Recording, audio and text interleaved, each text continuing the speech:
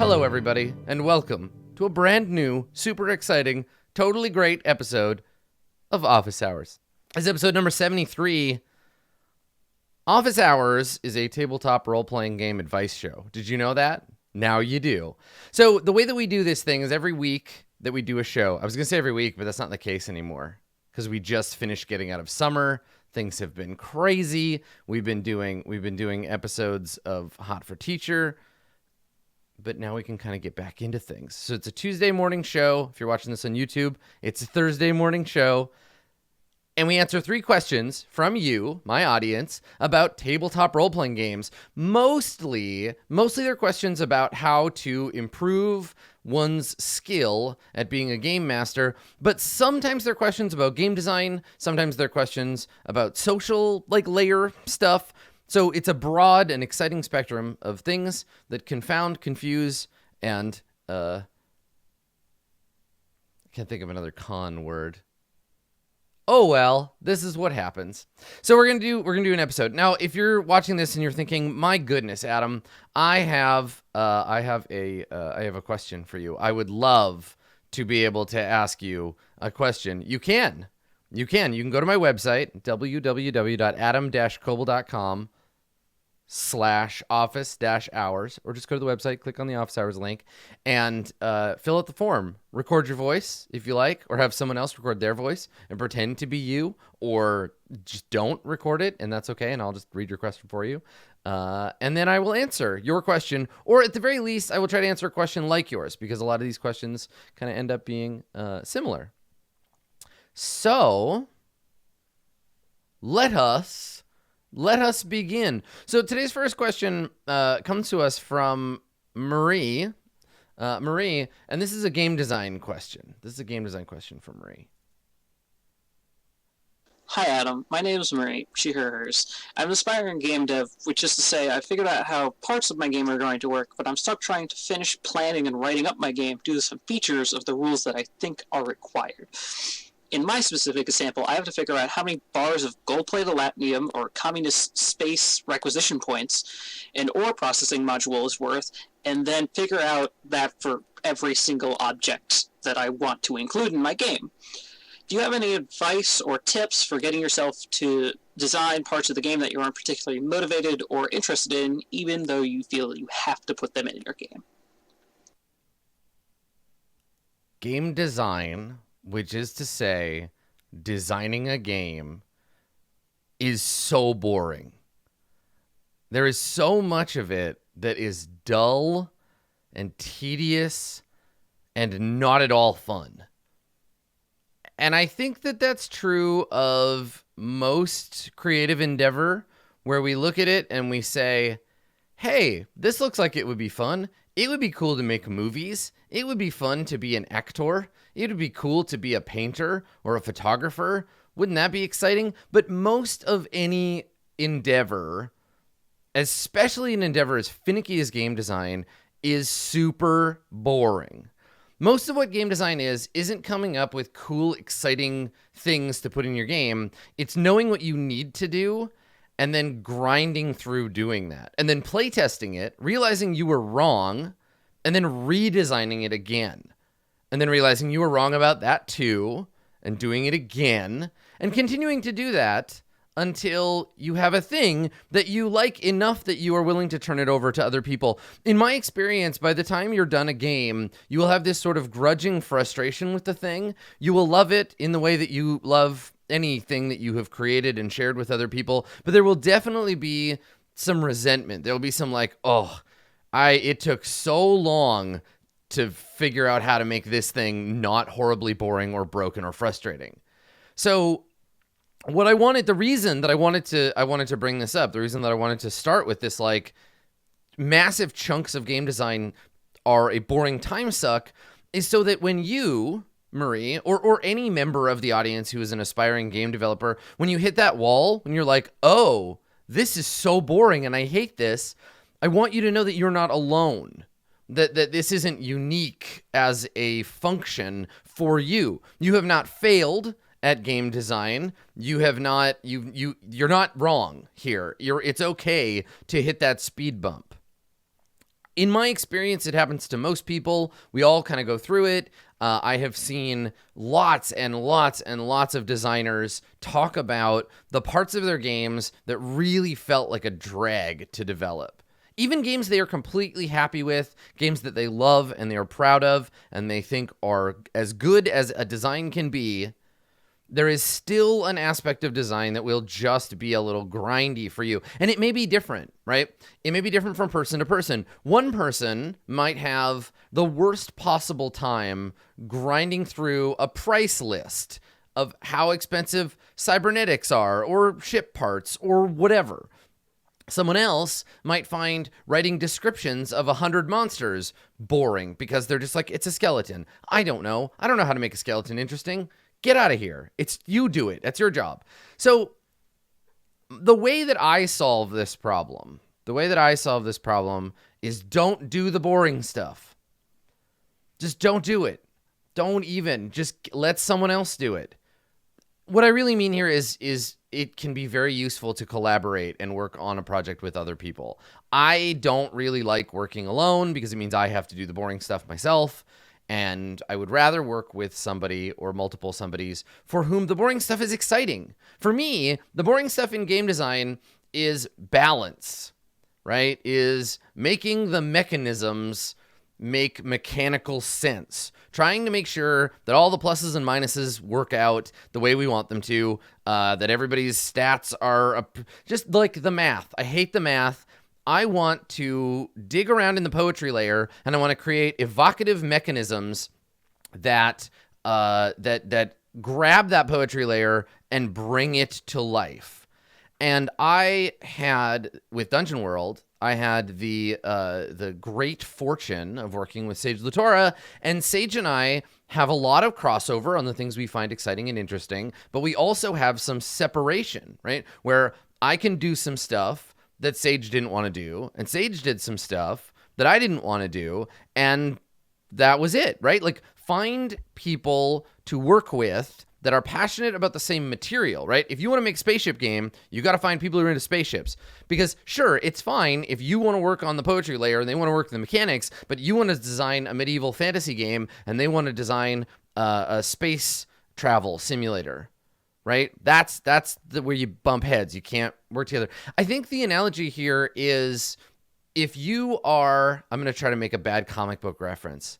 No, I'm not, because I can't think of the right people to fill this reference. Listen, if you are a comic book writer, you write comic books. If you are a comic book artist, you draw comic books.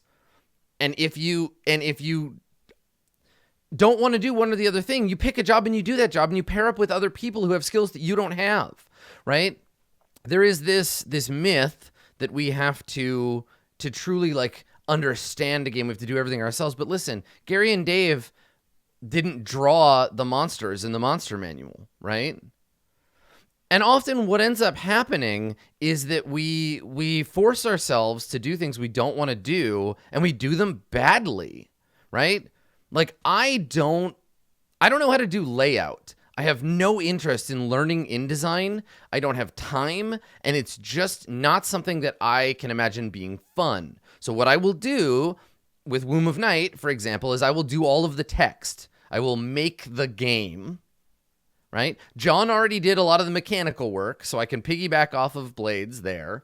I will design the design, and I will give it to someone else, and they will lay it out for me, and I will pay them for it. Or we will all share the money that we make from Womb of Night as a result, right?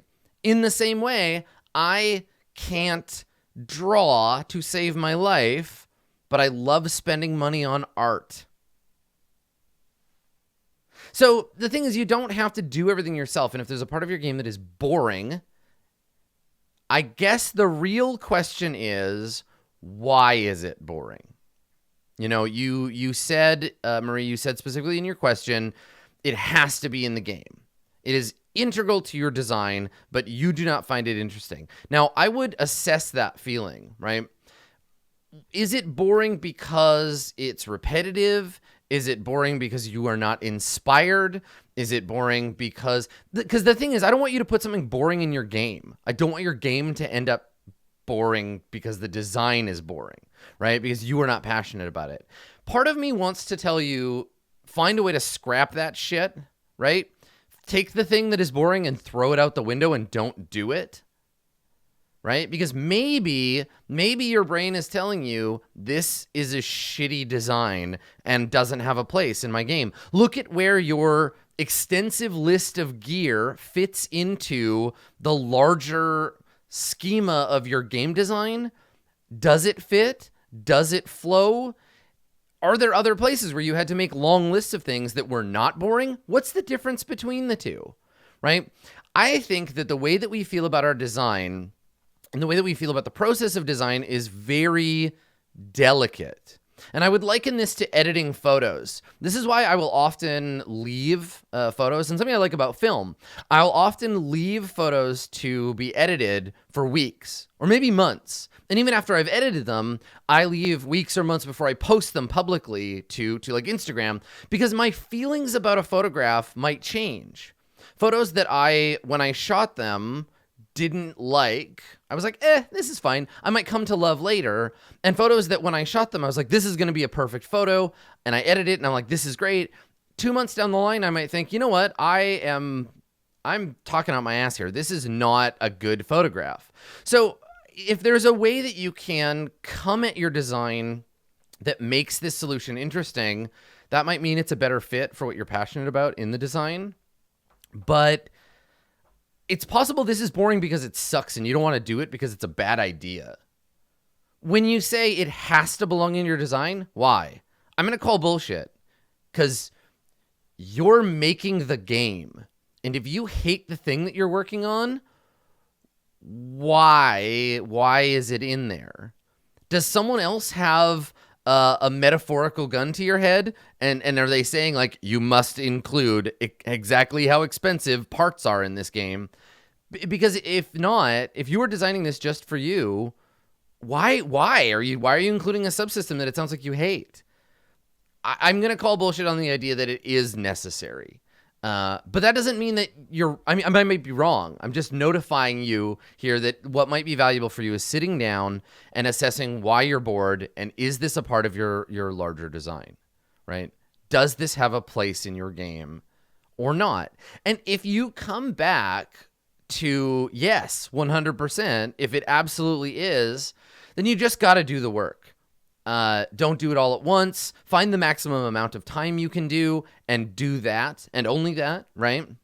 So say you realize that you have to design, I don't know, like 100 different weapons. You're doing a medieval combat simulator and you need to differentiate mechanically a short sword, a scimitar, a long sword, a falchion, a knife, a dagger, a dirk, a gladius, a claymore, a guisarme, a glaive guisarme, a bec de corbin, a military fork, a fauchard, etc., et fucking cetera.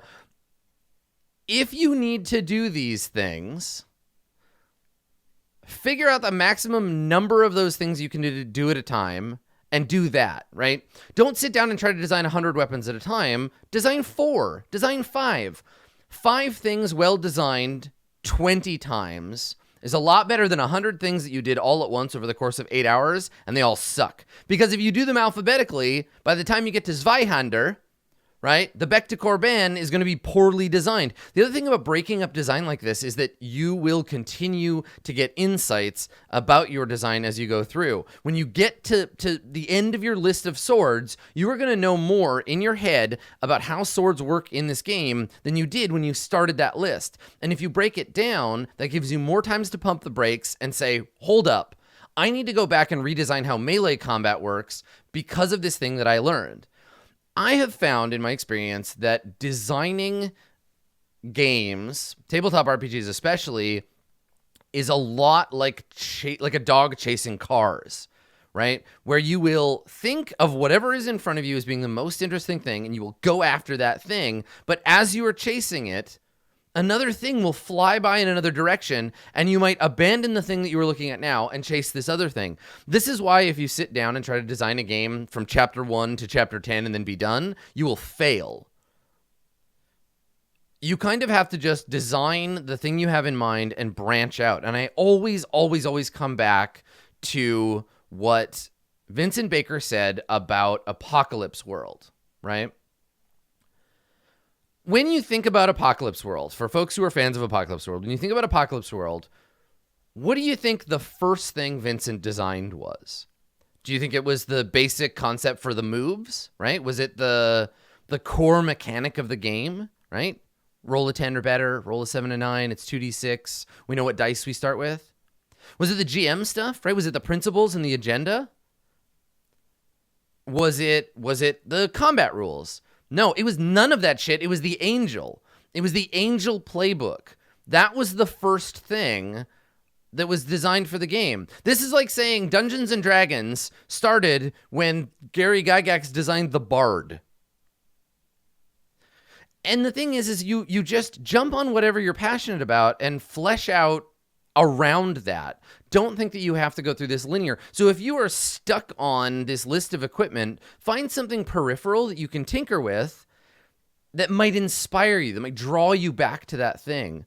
Honestly, I think that, and this is true about being a human in general, not just a game designer, but I think we are constantly in conflict with the things that we care about. The idea that we are drawn to our passions and we want to work on those, but we're also drawn to novelty. We also have a hard time like attaching to something that is difficult. And so we move around, we run around a lot, and it makes creating something, doing a significant creative endeavor, which is making a video game or an RPG or a board game, is a very intense creative endeavor. We tend to have this problem where we chase it around. So don't do that. Don't feel like you are beholden to doing things in a particular order. So I guess to kind of sum up, if it's boring, figure out why it's boring. If it's boring because you're just being an obstinate game design baby and you just don't feel like doing it, but it is important and significant, and somewhere deep down under your obstinate babiness, you actually care about this thing in your design, then break it up, do it, try to work on it in pieces. Try to find your passion in that thing. Now, if you're not just being an obstinate baby, then throw the thing out. Find another way to express the thing that you care about, right? If gear is important in your game, it may not be important in the way that you think it is. So take a step back. Look at how other games do gear. Don't try to focus on the solution that you think you have, because if this is not integral to your design, if this is not going to make your game better and it's boring to you, light it on fire and throw it in the garbage. But like, leave the burnt garbage there because you might need to come back to it. Never delete anything. And actually, this is another good analogy between game design and photography. When I am shooting digitally and with film, actually, I don't delete files, right? I will shoot a photo, and even if I'm like, that is the dumbest, worst, out of focus photo of all time, I will leave it on my camera. I will still scan the film, I will still save the file at max res, and I will put it in my archive, and I won't think about it again, because you never know when that shit might inspire you. Years down the line, I might be putting together a book or a gallery, or I might be working on a game, and I might think, we were working on a thing for Dungeon World, or I saw a photograph of something similar to this. I remember taking it, I hated it at the time. Maybe I don't hate it anymore. Maybe I can repurpose it. Maybe it has value somewhere else. So if you've already done a bunch of boring work on this part of your design and you decide that it's not good and you want to throw it out, throw it out. But don't throw it out and delete it forever. Just put it in your like failed designs folder, because later, who knows? Who knows? And if all of that fails, if you know that it's important and you cannot bring yourself to work on it, get somebody else to. Like, find somebody else who's cool and interesting and likes design and be like, hey, do you want to like help me with this? I really liked the thing that you did in this game, or I really like the conversations that you were having about gear and role-playing games on this forum. You seem like a cool person, or maybe someone you know already that is like a gearhead, and just ask them to look at it. And they may be able to help. An outside perspective is always nice. This is why I like streaming game development. This is why I've been enjoying streaming Womb of Night dev, because I have chat to bounce stuff off of. I can be like, chat, is this a stupid idea? I think this is stupid. And chat can be like, yes, Adam, that's a stupid idea. And then I put it in the failed designs folder. Or chat is like, no, Adam, this is good, but you're on the wrong page. Like, keep working on it, right? So outside points of view, do not be a solo solitary game developer. There's no reason to anymore. There's just no reason. We all belong to a larger community of people who care about role-playing games, and RPGs are amazing, and there are people who want to help you. They exist. Hi, hello, I'm one of them. So yeah, that's my thoughts on it. Don't get so hung up on like one specific thing, because it might not be worth it. It might not be worth your time and energy. All right, our second question comes from a question asker with an excellent name. Hey Adam, I'm Adam, and yeah, I had a question about your style, how you run things. You see, a friend of mine, we often talk about RPGs and the GMs we watch and their styles and what they're good at. And one thing my friend pointed out that you're really good at is asking particular questions that prod your players in, interesting directions, narratively, and just stuff that makes for good character interaction. Is there any specific mindset you have when you ask questions like that? Like even stuff as basic as when a certain character does an action, you pick another character and say, all right, how do you react to this? Something like that. And more complex stuff too. Thanks for your time. Yeah, Adam 5 or V, it doesn't matter which. I love asking questions. Asking questions is probably the most important game mastering skill. It is more important than knowing the rules by a long shot. It's more important than doing funny voices. It's more important than world building. Asking good questions, to me, is the core of being a good game master. And I think that's because being able to ask good questions, listen to the answers, and reincorporate that into the ongoing conversation is just a good conversational skill. And as we know, RPGs are a pretty fundamentally conversational protocol. I say a thing, you listen. You incorporate the thing that I said into your ongoing mental image of the game we are playing, and then you say a thing based on that thing. So how do we get good? How do we get good at questions? There are a few things that have guided me to where I'm at right now in questions. Some of them are games and some of them are not. So let me talk about a few game-related things, first of all. So powered by the apocalypse, right? Apocalypse World taught me to ask, what do you do? Right? That is, of all of the questions, that is the question. Because that's how we know we are playing the game. That's how we know the game is going on. It's nice to know, what does that look like? Or how do you feel about that? But what do you do means, what is the next thing that fucking happens? Tell me the next thing. What is that? Okay, I hear you. I'm going to complicate, or the rules are going to complicate the thing you just said. And then I'm going to ask again, what do you do? What do you do? What do you do? What is happening right now in the moment at the table and in our shared fictive space? Without what do you do, we have no role-playing game. When we turn to someone in Dungeons & Dragons and we say, it's your turn, even if we're not saying it, what do you do is the actual statement there. It's your turn.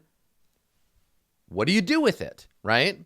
In our role-playing universe, in all games, what do you do is the most important question. So I try to always come back to variations of that. And then you can spin out from what do you do, right? You can say, what does that look like? You can say, how do you do that, right? When Matt Mercer is asking, how do you want to do that? Or how do we want to do this? When he gives you that look like, okay, I hear your kooky PC plan. Tell me more about that. You're asking for what your characters are actually doing in the universe, right? This is action. This is momentum. This is movement. You can start to build up around that. What do you do to create flavor and context? Now, the other big thing is less about asking questions themselves and more about clarification, right? So when I look at a game, and I've said this a few times, when I look at a game like The Burning Wheel with intent and task is an interrogative procedure. So in Burning Wheel, the player's job is to state their intent, right? What I want to accomplish is this. The GM says, based on what you have told me, this would be the appropriate task, right? However, there's an interrogative procedure there between the two of them where we clarify. It's not just, I want A. To do A, perform B. It's, I intend A. GM says, it sounds like B. The player says, that's actually more like C. What I'm trying to do is... So it creates this idea of clarification, and asking the right questions to help clarify intent before you give task has been really valuable for me as a game master in all the games that I play. You'll see this in Dungeons & Dragons. You'll see this when I play Warhammer. Like any of the games I have ever played, intent and task have played into it because I want to know what people want to accomplish, right? What do you do is just a literal statement of, I draw my sword, I attack the orc. But what do you intend helps get to the core of these things, right? Why are you attacking the orc? That's really, really important. Because for some games, attacking the orc may be a melee attack roll, but it might also be an intimidate roll using the attacking of the orc as a vector. If you attack the orc, but you're not really trying to kill the orc, your goal is to intimidate the goblin, right? You're not going to use the same stuff in the game necessarily. So clarification of intent drives good questions. What are you going to do? What are you as a player trying to accomplish? And remember, these questions, we ask them of the kind of gestalt entity of player and character, right? In varying degrees based on the table that we're playing at, right? The people around it and how their preference is, and then the game that we're playing. Apocalypse World demands that we ask the characters, and then the players answer for them. Other games, though, like Burning Wheel, I will often ask, okay, what are you trying to accomplish? What do you actually want to do here? And just that interrogative procedure with the player can really, really help. I also really like turning questions over to the players, right? Letting them ask me. You'll notice that most of the time when I do a perception check or when I allow for an insight check, I will turn over to the players to say, okay, you can ask me some questions. What do you want to know about the world? You've gotten a 12 on your roll, so ask me one question, right? You notice one important detail, and I'll tell you that. Letting the players ask questions of me and of each other will build, again, a more interrogative space, a space where they can understand better the universe their characters are in. They can clarify each other's intent and then clarify actions. I want to play at tables where stepping in with a question is always encouraged. To say, hold on, okay, so you're drawing your gun, but like, what's the look on your face? I want that to be something a player will ask another player, right? What does it seem like you intend? Those kinds of things will help us build up an understanding of the universe. Honestly, outside of games, a couple of things that have been really instrumental in my improvement in this regard have been learning more about active listening. We've talked about active listening as a tool on office hours before, but active listening is a tool to help you both better hear and understand the things that people are saying to you, and also impel them to know that you are listening, right? Because you want that. You want people to know that you are listening to them. And as a GM, what's important here is that your players know that when they say things, you are hearing them. So this can be as simple as eye contact while they're speaking, right? Nodding, leaning in, like body language stuff. Verbal notes like, okay. Yeah. I use cool a lot as my acknowledging verbal, like, cool, okay, And then I can jump forward with another question that illustrates that I was listening, right? So I can say, okay, so it sounds like when you're drawing your gun, you're not trying to scare him. You just want everyone else in the room to think that you're cool and dangerous. And then they'll say, no, that's not quite what I meant. What I meant was I actually want to draw the gun so that a particular person sees that I have it. Right? So that's something that active listening can help you with. So look into that. That is a topic. There's lots of YouTube videos about like how to improve active listening. You could just look it up on Wikipedia. The other thing that has made me better as a game master, is therapy, counseling, because it has helped me understand what it feels like to be asked questions that help get me to an answer. Because often that's what we're trying to help our players do when we ask questions, right? It's not just clarifying the space. It's about, what do you mean? What are you trying to say? What is the better thing? What is the better way? Can you tell me that in another way? Tell me more about that. Help me understand that thing. It sounds like I'm hearing, right? So when we sit down with our players, our goal ostensibly is to play the game together and to create a shared fiction. So what I can do and what I've learned from being in counseling and being in therapy is I've learned to help people get to the thing that they are actually trying to say, right? I would like to take the attack action. Okay, well, who do you want to attack? Why do you want to attack them? Right? The idea of asking questions to help guide someone to what you want in the fiction and what you want the other players to understand. You're drawing a performance out of a person by asking questions. And my favorite thing, and this is very much this directed epiphany thing, it's very important in role-playing games. I love watching someone come to a revelation about why they're taking an action, or that idea of like, oh, I hadn't thought about that. That's really interesting. Now I'm thinking about my character in a different way, right? So for me, all of that base level skill, all of that stuff serves the purpose of better informing me about my players, about their play style, about their preferences in game, and the kinds of spaces between them and their character that I can tweak and adjust and poke at and manipulate to draw from them a better performance, right? To help them understand their character better and help them express themselves in a way that is better for all of us. So I guess the thing is, and Adam pointed this out, a lot of this is knowing the players.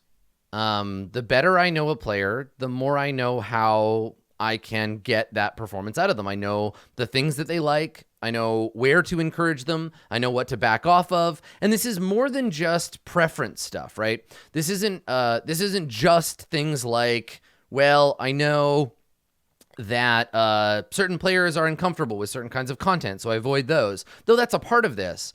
It's really about knowing, okay, so I know both directly, because I've asked you and we've talked about it, because I talk to my players.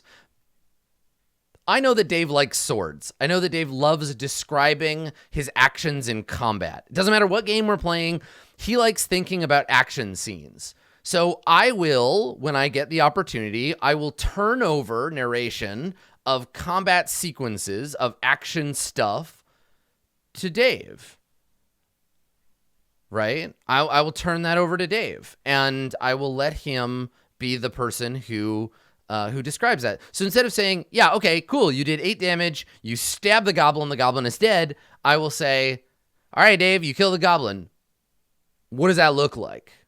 And I let Dave embellish that because I know that's a preference for him.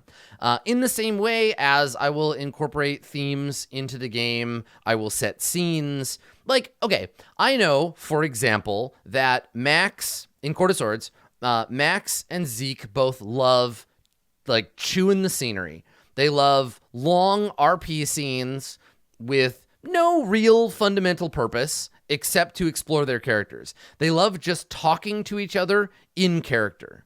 So I will try to set those scenes up, but when I do, I have to be conscious of the fact that Dan and JP may want to continue the game. And so I will be cognizant of that, and I will try to keep an eye on the time. I will be like, okay, all right, we've given Max and Zeke their 10 minutes to do this scene. All right, guys, if you want to make a roll, if this scene needs to go somewhere, let's do it. Otherwise, let's put a pin in it, and we'll jump off and we'll do something else. Knowing your players, knowing their game preferences, knowing their player style, and then knowing the kinds of content they like in games, you will build in your head a profile of that person. And for me, that stuff is very rarely like notes on a page, right? It's much more an emotive response. It's much more a response to the tone of their voice and the look on their face. Now, those things are not always easy for everybody. I tend to have an easy time kind of picking up on how people feel about things, but that's not the case for everyone. You may find different tools will help you better understand your players. But when I have a hypothesis, the easiest way to prove it, the easiest way to like make sure that I know what I'm talking about is go to my players and ask. Right? So like when in Swan Song, when we started doing the like DJ Wheat and his robot kid thing, right? I went to Marcus and I was like, okay, so your character has developed this kind of parental relationship with this AI. Is that cool? Do you want to keep exploring that? Are you finding that interesting? I feel like I'm seeing you having a good time. Is that accurate? In the same way, I took Dodger and Wheat aside during Mirror Shades, and I said, hey, so are you two interested in continuing, like, learning if your characters have chemistry, like, doing, like, a romance subplot with these two? Yeah? Okay, you're into that? Let's do that. JP and I will have lots of conversations about... JP likes to have his character tied to, like, secret societies and, like, something hidden in the world that isn't necessarily like readily available to everyone else. He likes having secrets. So he and I will have conversations about that. How do you want to be a part of that thing in the universe? How much can I make up? How much do you want to make up? Let's build that together. And we'll have that conversation off screen. So talking to your players isn't just about ironing out problems. It's about building an understanding of the kind of stuff that they do.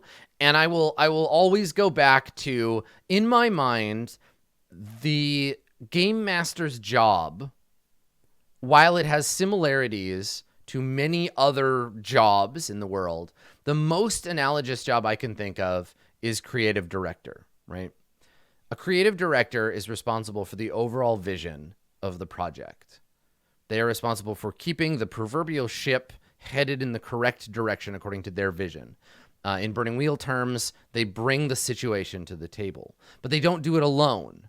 The creative director doesn't write the copy. The creative director doesn't take the photographs. The creative director is not a graphic designer. The creative director does not write any of the material. The reason we don't do that is because we have talented people under us who do that instead. So a GM who has a ton of GM PCs and who has players that don't get to contribute is a bad GM. As a creative director, your job is to get the best work out of the talented individuals who can do shit you can't do. Do you have someone in your party who is really interested in roleplay? Give them the opportunity to do that, but guide them in a way that boosts the game overall. Do you have somebody who's really good at the rules? Make use of that person. They are a resource. And together, when you're done, when the campaign is finished, you have all built this thing together and you've all done your job. The creative director does get to say yes or no about a bunch of different things in the project, but a good creative director will open the floor to the people on their team and let them ask questions, let them build too. It's just about knowing how to adjust that for the table and for your game and for the game you're playing. I know that sounds like a lot. Like, I know this is a very complex answer. I would love to just give you a list of questions, but that's not the kind of advice that I do. I don't make listicles of like 10 ways to improve your game mastering, because fuck that. Anybody can do that. I want you to examine your craft. I want you to feel out how to be a better GM. And I want to guide you in the right direction, but not give you a map, because my map and your map are different. You're playing with different players. You're playing different games. The tenor and the social space you are in is completely different from mine. So my goal here is just to inspire you a little bit and then turn you loose on the universe. So good luck, Adam 5. Good luck. Today's final question comes to us from far away from me anyway. I don't know, this person might be your neighbor, but far away from where I live. Hi Adam, I'm Krzyś, or Chris, for your convenience. Not long ago, I got myself into a rather heated discussion under a RPG blog post. The discussion in itself was about something else, but among his arguments, my interlocutor, the blog author, said something in these lines. The goal of an RPG session is to have fun. At first glance, it's nothing. Yeah, sure, we could agree and move on to more important things. But the more I thought about those words, the more confused and angry I got. So, in my anger, I finally said, no, it is not. The goal of an RPG session is to play the game you meant to play. Fun will eventually emerge as a product of playing the game. Having fun might be your personal goal, but prepare to be disappointed this way. The discussion was inconclusive. We didn't agree. I still have doubts about my argument. So here I am, curious. What are your thoughts on this matter? What is the goal of an RPG session overall? Thank you for time yours and your viewers. And thank you for mentoring me and from me many other Polish players. This is a great question. I hate fun. I hate it. Fun is nothing. Fun is ephemera. It's no such thing as... It doesn't exist. You cannot design fun. You can't engineer fun. Fun is fake. Fun is fake as shit. Now, you can experience it. You can feel it. You can have a good time. But you cannot engineer it intentionally. The reason for this is that fun is personal. Right? Fun is a personal thing. Fun is something that you experience yourself and not it's not designed for you. This is something that I used to this comes for me from advertising, but it's true in game design and it's true in tabletop RPGs too. You cannot engineer a situation that will be universally fun, right? Enjoyment varies wildly from person to person. What I find fun and what you find fun and what Chris finds fun, they're all potentially very different. This is why we have lots of different games. This is why art is variable. We can try to create an experience that is the most fun for the most amount of people. That's possible. But we can't create something that will be guaranteed fun for everyone. So I guess the first thing that I wanted to sort of talk about in this question is, what is the goal of an RPG session? What is the goal of an RPG session? Is it to have fun? I don't know. I mean, when I sit down to play a tabletop RPG, my goal is to engage the system. It's to engage my players. It's to create a narrative and to entertain my audience.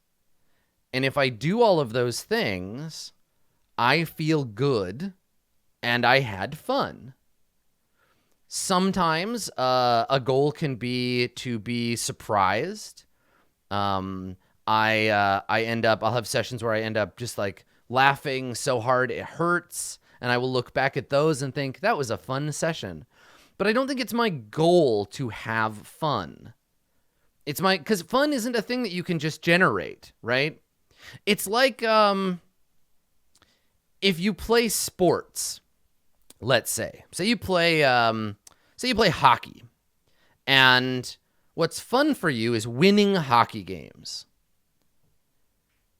You don't go in to have fun. You go in to win, and if you win, that's fun, right? If you're having fun doing an activity, there is a reason for that. It isn't simply on its own. So I guess the thing here is, yes, Yes, you can hope for fun. You can look for it. You can try to engage it. But fun is a byproduct of something else. And if you go into a tabletop RPG session like, let's have fun. How? Fuck you. How do we have fun? What do we agree is fun? Are we all looking for the same fun? Is that the thing? Like, listen, this is the thing. And this, you have this in competitive situations all the time. So Imagine, if you will, this is something that I've experienced personally in, let's say we'll use paintball as an example, all right? So you have a paintball team. There are 4 people on the paintball team, right? These 4 people, they own their own gear, they have expensive paintball guns, and they want to win. They play competitively against other teams to win. They are a high-performance paintball team. However, one of their players was unavailable, and a rando had to fill in. Somebody's friend of a friend, right? And this person shows up in jeans and a white t-shirt. They have to rent their own gear. They don't know the difference between a fully automatic and a semi-automatic paintball gun. And they say things like, all right, everybody, we're just here to have a good time. How do those 4 people have fun without discussing what creates fun, what engineers fun? Right? So in a tabletop situation, you have a group of players, right? The GM wants to tell a cool story and have a bunch of like great scenes with the characters and doesn't really care about the rules. The rules might just get in the way. And that GM is playing with 4 players who want to optimize their characters. They want to kill monsters. They want to get experience. They want to get treasure. And they want to level the fuck up. How do those 5 people have fun together? I don't think they can. Not without some degree of changing what's fun for them. So I think if your goal is to have fun, you are half-assing that shit. You are not doing a good job. I think the goal to engage the system, the goal to engage your players, the goal is to do the thing that you think has the highest chance to engineer fun, right? So that means we have to work backwards. When you think, and this is a question, this isn't it's hypothetical because it's not a discussion, but the hypothetical here is, what is fun for you? Like you personally, person listening. Yes, I'm addressing you, whoever you are, not just Chris or whatever. You, what's fun about role-playing games? What do you find fun? Does everyone else in your group also find that fun? Ergo, is that the thing that you do in your game all the time? Do the people at the table all have different ideas of fun and you do a little bit of everything together? Have you ever had a conversation with your fellow players about what fun looks like for you? Right? So I think Chris' point here about the goal of an RPG session is to play the game, I have to agree with. I think that from a certain perspective, from my perspective, certainly the default baseline goal is to play the game, right? We have all agreed that we are sitting down at the table. We're going to play this game as written with adjustments we have agreed on, and that's it. And we were going to play for a certain amount of time at a certain place according to these social constructs we have built, and that is it. If you have no other conversation than that, you may still have fun with your group. This is why things like the Adventurers League can be fun if you think playing with strangers and the only agreement you have ever made with those strangers is that you are playing Dungeons and Dragons together. Right? Because that's a baseline level. You can do that. You can say, we all understand this game. We have that in common. We have agreed to engage with the rules of the game, and we've agreed to engage with the rules of the Adventurers League, and we are going to play this for this amount of time, and then we are done. And we may never see each other again. We're not going to have like a long conversation about what we find fun, because we've agreed. Like, you don't go and play paintball if you don't think shooting people with a paint gun sounds like a good time. That's the baseline agreement. And you have to agree. Do not show up at a D&D game hoping you'll be able to bend it into Vampire the Masquerade. They're different games. Don't do that. That's playing in bad faith. That is the baseline layer, right, of what you're going to start with. And from there, you can build up to maximizing fun, right? You work with the other players. You talk to them about what is or isn't fun. You shave off the shit nobody wants to do. This is like very basic relationship advice, right? Very, very basic relationship advice. Try this. This is much more a hot for teacher answer, but I don't give this is useful. Try this. So with a friend, with a romantic partner, with somebody you're smooching on, find someone in your life that you trust to have this conversation, and who won't get weirded out by you sitting down and being like, hey, this guy on the internet told me to talk to you about this. Sit down and say, hey, let's work together and make a list of all of the stuff in our relationship that we find fun. What generates fun for us? What do we have fun doing together? So sit down and do that, and look at the things that are on your list together, right? Like going out for food, watching Korean dramas, playing board games, playing role-playing games. Look at your list and look for things that overlap. That's your friendship. That's your relationship. So in the same way, sit down with people at the table and say, what about Dungeons and Dragons, or what about, insert role-playing game here, what about the RPG we are playing generates fun for everyone? And this kind of goes back to my conversation with Marie, my bit, or with Adam in the second question. Zeke would say, doing voices, exploring my character, and I would put those, I would imagine he'd put those quite high. Him and Max share those as tier 1 priorities for fun. Dan, talking in character, exploring his character, still important, but I would anticipate that that's like a tier 2 priority for him, right? Engaging the mechanisms of the game, leveling up, like doing mechanical stuff, combos, finding ways to make the rules work for us, optimizing my character. What part of the game, like how fun is that for you? How much does that generate fun? The things that everyone agrees are tier 1 fun, that's the best shit in your game. That's the stuff that is going to be optimized for fun creating, right?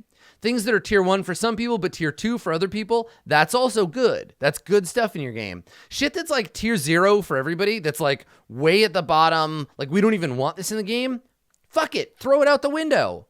It's not in your game anymore, right? You might find that the system you are playing is like bottom tier for everyone, in which case, find a different game, right? This kind of experience, this sit down, talk, discuss, figure out what generates fun, that is really valuable for a group. Like, what do we enjoy about this? Let's do it. Let's do more of that. Do only that. Don't do things you don't like, right? So in the same way with your relationships with your friends, don't do things you don't want to do. Like, fuck, it seems basic to me, but if something is not generating fun, fucking stop doing it. If it's not on your list anywhere, you shouldn't be doing it.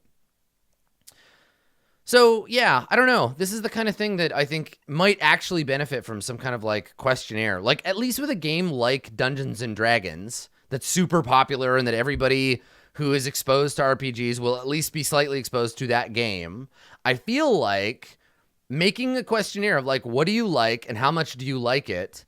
That stuff would be really cool to pass around the table, right? Because I already know how I would answer some of those questions. But, understand your game, play with people, sit down, adjust. It's not a permanent thing. It's not like you have to fix your game in space. It can move. It can adjust. What might be fun today might not be fun tomorrow. Look at Court of Swords. Heavily mechanically focused, big shift, much more character-driven now. Both were fun. So that's the thing. So I guess the thing is, you're right, Chris. I think you're right. I think it's possible the person you were arguing with was also right in the sense that the byproduct of a good RPG session is fun. And we want as much of that byproduct as possible. I think that you are looking at how do we generate it. The goal of the sit down with your players, the goal of the session is to generate good vibes, generate entertainment and fun. It's not the purpose itself, it's the byproduct, right? So I would go a step further to say, determine what it is that creates fun, understand that, and then do the thing. Do only that. Only play games that are fun. Do not play things that are not fun for you. This is why we can play shitty games. This is why we can play games with people we might not be friends with outside of the game. This is why we can have unique, weird experiences with role-playing games, is because people's fun varies, but we've all agreed to play this game together. I have had excellent, exciting, really fun games of Magic the Gathering with people I fucking couldn't stand outside of the brief period of time that we were flopping cards together, right? Playing games is a unique and magical experience, and it allows you to have fun doing things you might otherwise not imagine having fun doing. That's something that's super cool about RPGs. So hopefully that helped. Hopefully that helped your question, Chris. You're not wrong. I think your interlocutor, as you put it, was also not wrong, which is kind of cool. I like that. I like when there's no like obvious, clear, like this person's a jackass and you're right situation. Hopefully that gives you some thought about what fun can be in an RPG. Don't try to design fun. Don't try to engineer fun. Don't try to force it. Find out what fun is. Communicate your fun to people, and then all work together so that everybody has a good time. Yeah. I hope that watching me talk about role-playing games has generated some fun for you.